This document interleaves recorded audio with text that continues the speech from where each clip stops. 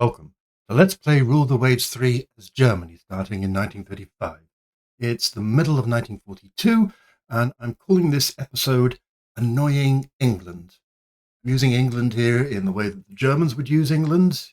They mean Britain, but then Britain calls the Netherlands Holland in the same kind of way.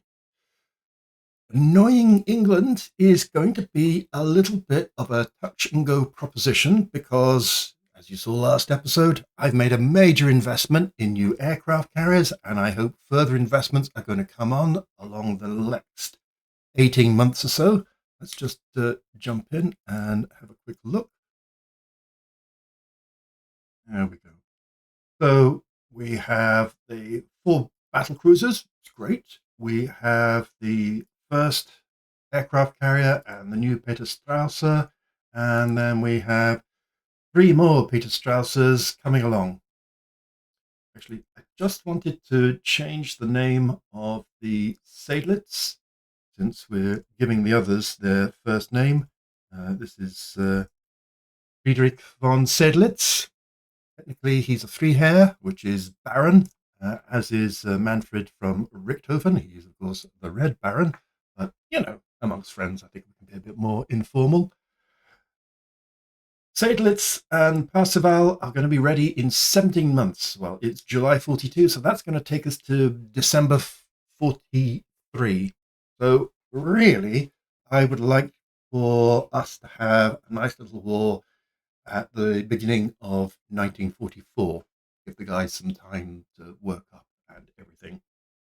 We're also doing large-scale fleet-wide modernizations. So we are just in the middle of modernizing our corvettes, giving them forward-facing ASW mortars that will add 2 to each ship for a collective boost in ASW value of 50. What we've done to them, we will need to do to our destroyers. So we have a set of very old destroyers, probably on the cusp of being downgraded to being corvettes, but I don't want to do too many. I mean, I've just done a whole pile. So we'll see what we can do with these guys to modernize them. We may look even to upgrading their engines because they'll all be coal-fired at the moment. My hunch is that will give us 2 of these for the price of a brand new one.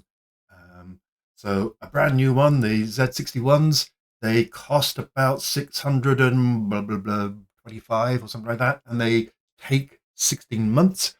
One of these, I imagine, is going to take 8 months, half the time, and cost 300 and something. So, and if they're good for another 10 years or something, until obviously missile technology comes along and then really become irrelevant. Equally for these 1,100-ton and 1,200-ton and 1,300-ton ships, they're all, just bring up this one to show you, they're all at minus in weight remaining, which is, not very helpful. So something we'll have to give if we, want to. So this only has an ASW of 6. So yes, we want increased depth charges, and yes, we want a forward-facing ASW, and we probably want that too. Does that? Just gives us 1 extra. So minus 100. So we'll have to get rid of a torpedo tube or something like that to make that kind of change, or we would have to replace the machinery. So this change would cost us 48 over 3 months, 48 each month. Replace the machinery, take it from coal to oil. Okay, now we're at minus 23, with there's still other things like the, oh no, I was going to say the director is old, but that's not true. We probably would want an improved radar. So yeah, we'd need to do something around decreasing, and decreasing again.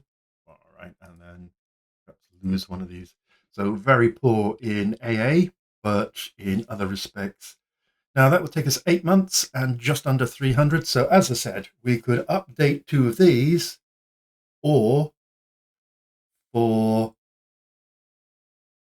twice the length and 4 times the cost, we could have a brand new destroyer. So yeah, actually, we could build 4 of these. So 8 months, and instead of 300, it would be 600, and then 8 months, and then 600 again. So yeah, we could upgrade 4 of these for the cost of a new one. I think that's probably worthwhile for these guys. When it comes to the others that are just that little bit smaller, we might struggle.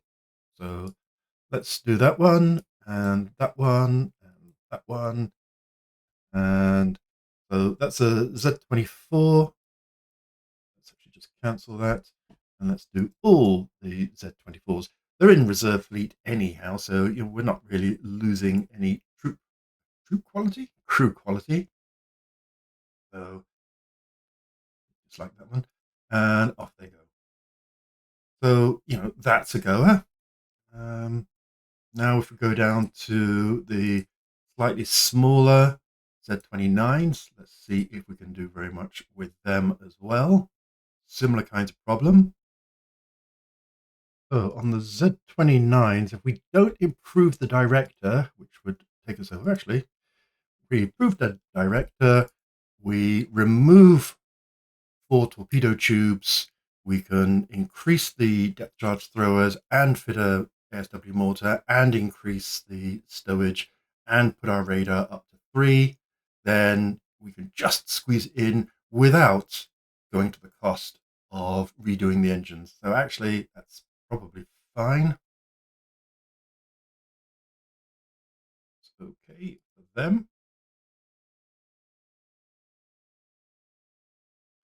And then for the Moe, and rebuild them. But for the Moes, we've gone for rebuilding the engines. That takes it out to 8 months.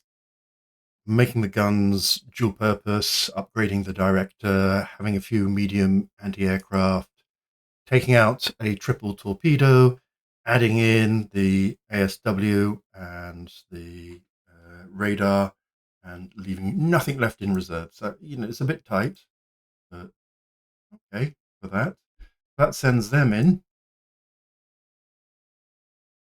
And then Condors at 11. Let's have a little look at them. So they're already minus 59 tons. I don't think I can. Well, let's have a look. Let us improve the director, make them dual purpose. The director, add in the depth charge throwers and the mortar and the increased stowage and the radar.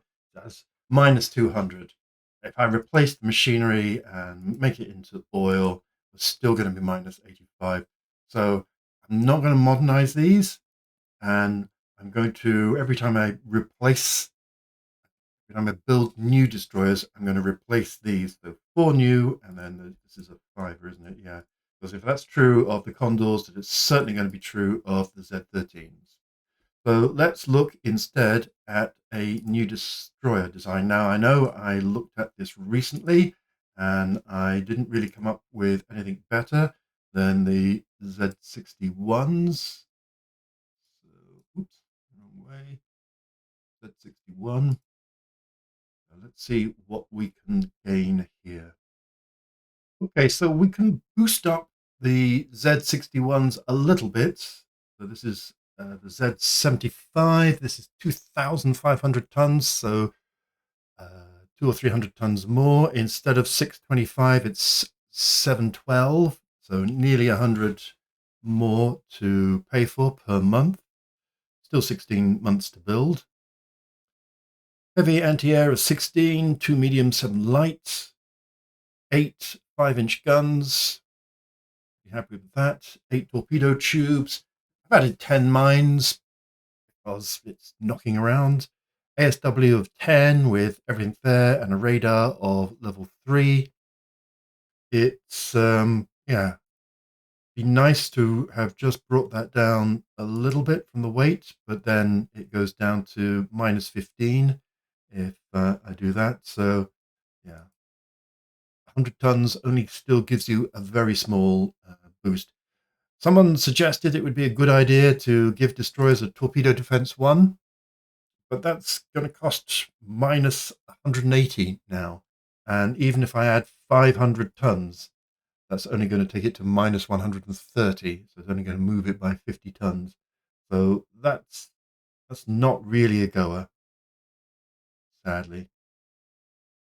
I might build a new destroyer, which is slower and better protected, but for the moment, I'm happy to go with this Z75 at 2,500 tons and see what we can do with that. So unfortunately, the changes are too big compared to the Z61, so it's going to be a new class, but I think that should be fine. It's only 1,000 over 2 months.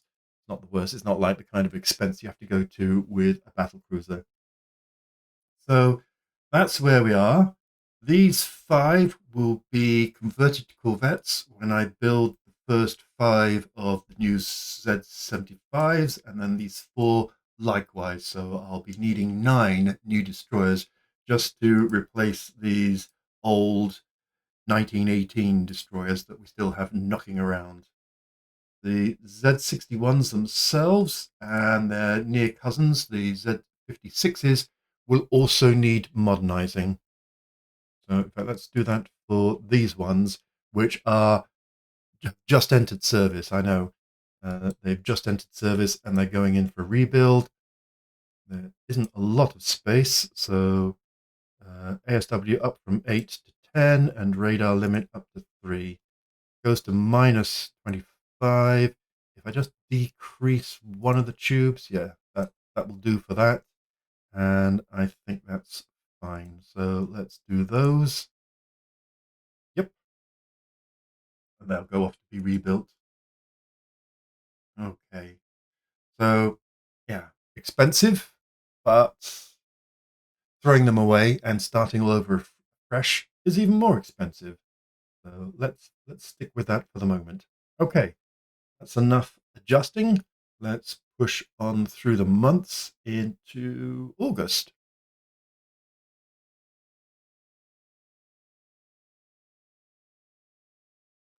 And US Navy is putting strange masts on their ships. So they've discovered radar to air-to-ground rocket.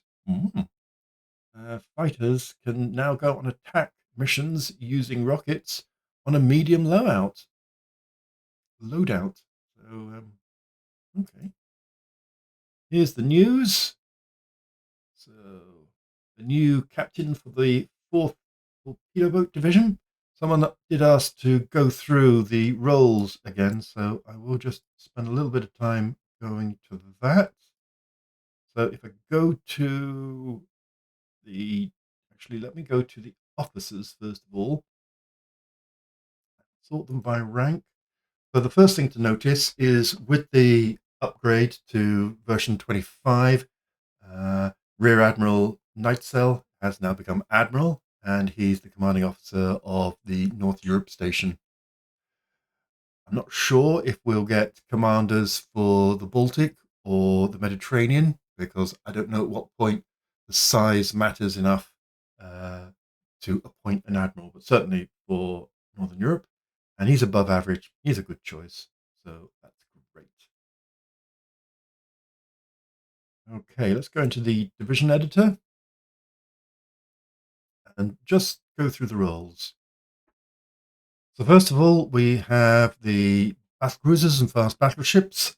Our group of 4 contains the fleet flagship. So everything is organized around that. If you just open this up, it will show you what it consists of in terms of ships, and then also shows you who is in a role to support this. So to support the Line and Geithfader, the line squadron, first of all, you have the armored cruiser Linen, so the heavy cruisers that are supporting the line. Next you have, next you have the first light cruiser division. That's scouting, and also the second light cruiser squadron, and that's also scouting. So they will be physically ahead of the battle cruisers. So there'll be battle cruisers, heavy cruisers behind, the scouts ahead, the carriers will be in support, so they'll be slightly off the stern quarter, probably. You have a screen of destroyers and a screen of torpedo boats for immediately in front of the line piece fader. So that's kind of how that goes. So you have, as I've said, the Panzerkreise Linen, their core, so they'll follow the fleet flagship. The Panzercruiser Flug, they are screening the carriers. So they're going to be around the carriers. Could put them in support, so they'll be slightly off, or I could put them as core, so they'll follow behind, but actually surrounding the carriers seems like the better anti-aircraft position to do. The first and second light cruisers divisions are scouting ahead of the battle cruisers. The carriers are in support of the battle cruisers.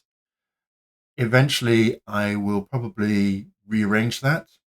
In my preferences, I've turned off having a scouting force, so the fleet will all be one, because it's quite small. But if I have a scouting force, the battle cruisers will go to the scouting force and take various ships that are in support to them off that way, and then I'll have a carrier force. Then we have screenings, so the first destroyer and the first torpedo boats. Torpedo boats are smaller destroyers in this context, who are screening the battle cruisers, the second torpedo boats, and the second destroyers are screening the carriers. The third is torpedo boats is screening the heavy cruisers with the battle cruisers, and so on. Go into set role, you'll see the roles are independent, so it can just go its own way. Screen, so it will just go immediately ahead of the formation that it's screening. This is mainly an ASW and AAW thing. Support, where they will usually be in a line off your aft quarter. This is good for destroyers that you want to do destroyer attacks later on, and core, where they follow the lead division line. A couple more roles available. So over here you have fleet flagship and core, and I think that's it. Let me just go to the aircraft carriers, see if they've got anything. Nope, independent. So if I set them into an independent, then they would be off in a different space from the battle cruisers. I might do that. Independent of the battle cruisers. Okay, we'll see what that does. So I hope that helps. I have done this in previous videos. There are more roles when you're in a battle. So for example, there is a patrol one, which is recommended for the aircraft carriers. You tell the aircraft carriers, patrol around here, and it means that they go and launch airplanes and then go back, and so they're not just going all over the place. Okay. Tensions with Britain are only at 7, with France 3, with America 3. So that's kind of going down. I'm sure our wonderful leader will increase that. World economy is recovered. So we are at 480 yearly budget. Let's see if that goes up.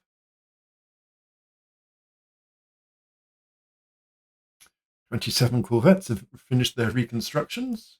Hooray.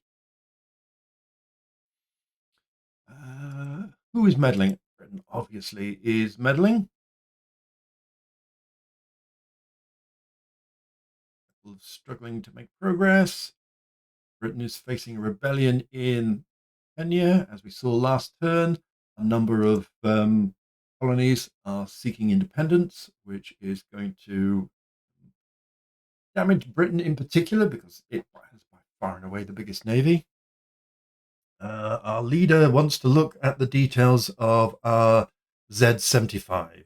Of course, because if I say no, it'll cost me prestige. Yeah, so of course. And that's that. So, and we got an extra 5,000 in the yearly budget. It's nice. Let's see what we've got under construction. Let's by displacement. So yeah, just a few more corvettes, and some of these destroyers will take another 6 months.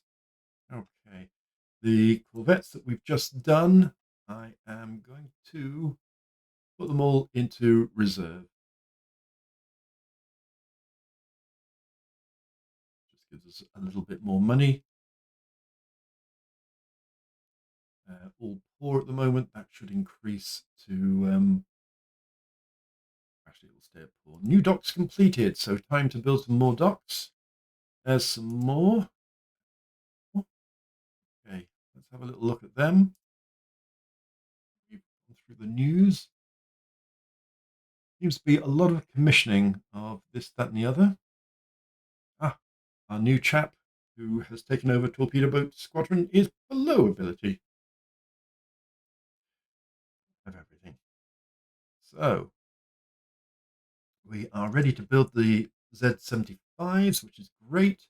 We wanted 5.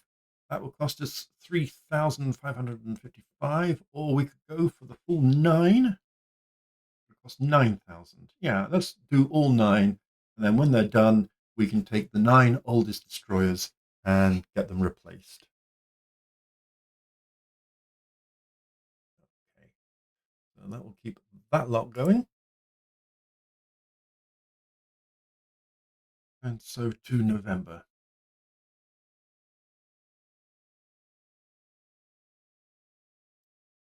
Another little reconstruction. Quintuple torpedo mounts. Lovely. Increasing cap effectiveness. That's what we like to hear. Bombing torpedo. Near missiles from glide bombing have a chance of being converted to torpedo hits. Sorry, near misses from glide bombing, which is a very useful tactic. Liking that a lot.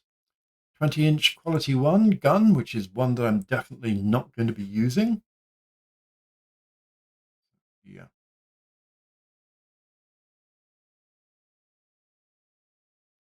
So tensions with Britain are 8, with America are 4. We seem to be managing the tensions perfectly well.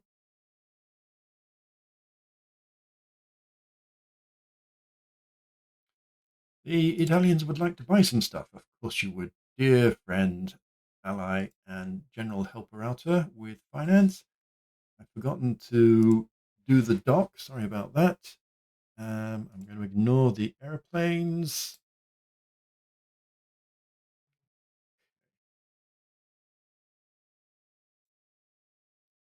Let's just build a fresh dock. I mean, it's going to take us to nearly 60,000. If I go to the almanac and see what everybody else is doing. So 67, 66, 66, 60, 71, 66, 54, and 55. So seems a bit of a waste to keep on building them, but it will give us the option. And of course, since we're going to go to 1970, we may well be building enormous carriers by then.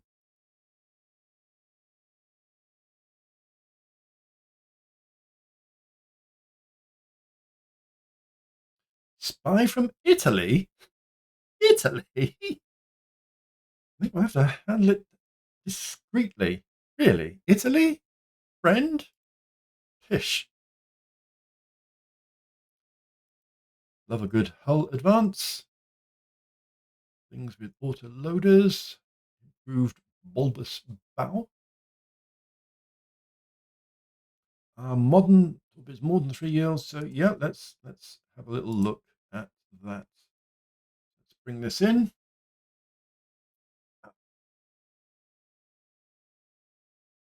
So speed is a possibility. I mean, there's never anything wrong with speed, and if it gives them a chance to greater survivability against enemy cap, that's a thing. Ditto maneuverability. Range, I'm going to assume, isn't too important because we're getting up to the kind of 250-mile range. So, if it goes much beyond the ability of our scouts, there's no point increasing the range. Bomb load, well, it's a torpedo bomber. I mean, it's nice if you push the torpedo carrying element from heavy to medium, which I think we may have done already, but it doesn't seem to matter too much. Firepower, I think toughness would be, I mean, torpedo bombers, crazy brave are they?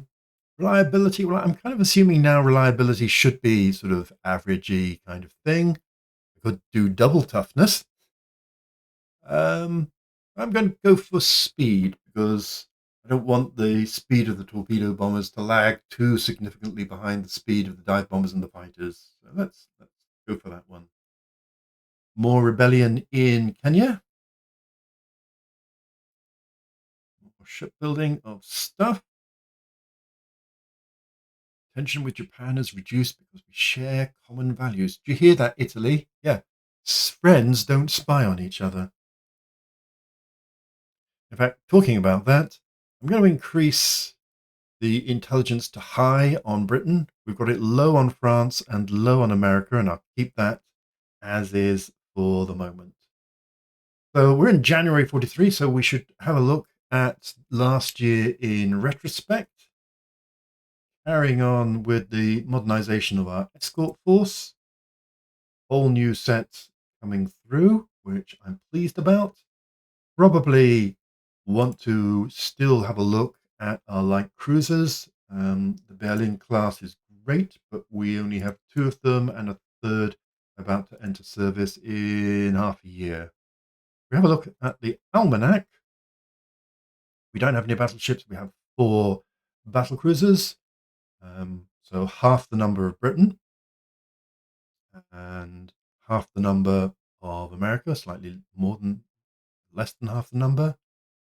Italy has 4. Soviet Union has 2, but no one cares about that. Japan only has 2. Japan has really gone CV-tastic. We have 2 with another 3 being built for 5. Britain has 7, so 5 will, give us a fair old bit, although Britain has 8 light carriers, but I'm not tempted to build light carriers. They are not quite as efficient as fleet carriers. France has 3 and 2. Italy has 3 and 5. Soviet Union has 3 with a 4th building. Japan has 9 and 5 and another 2 light carriers building. And the USA has 5 and 7. So it's not crazy out of balance. We look at light cruisers, we'll have 9, of which 3 are modern. Well, actually 5. The Scharnhorst and the Rune are relatively modern. And yeah, just could do a little bit more, but isn't wildly out of whack. 39 destroyers is a bit low compared to the other countries. They probably should be nearer the 50 or even the 60 kind of mark rather than the 40 kind of mark. So yeah, we'll have to carry on building destroyers, I believe. I don't have any armed merchant cruisers, and as discussed in the previous video, armed merchant cruisers set mine layers are actually quite useful. So let me just quickly build that and then we'll do the year in review. So armed merchant cruiser, oops, let's not do that, let's do this, see what it'll give us. 4,000 tons, let's push it up to 5,000 tons. Let us give it 100 mines, 18 knots, seems perfectly fine. Is it cheaper if we give them modern engines? So 1,583 93, 94. Doesn't really matter. Triple expansion? No. With turbines. 90. Plus us 4 more. Let's do 4 more. Obviously, no armament, no torpedo defense. A couple of torpedo tubes submerged for disguise. 2 ASW, which is what you get for them being Q ships. Give them 3 radar. It's a bit lavish, but there you go. Guns. Pile of 6-inch quality ones. For fire control, you can give them rangefinders for that. And yeah, a little bit of light anti-aircraft. Nothing important. In fact, I don't know why we have a director when we have no VAA, and you can't give the ship dual purpose as its main armament. So we will leave it at that. I mean, if I go down to 5-inch, then at 5-inch it can only really pull destroyers. So yeah, let's do that, and they will be ready in 4 months. So let's build our allowance of 2 for that, and there you go. Okay, great. I'll start the next episode with the annual review. So for now, thanks very much for watching. Our plan is going ahead quite nicely. Tensions are shaping up perfectly well. And yeah, into the beginning of 1943. Thanks for watching. See you next time.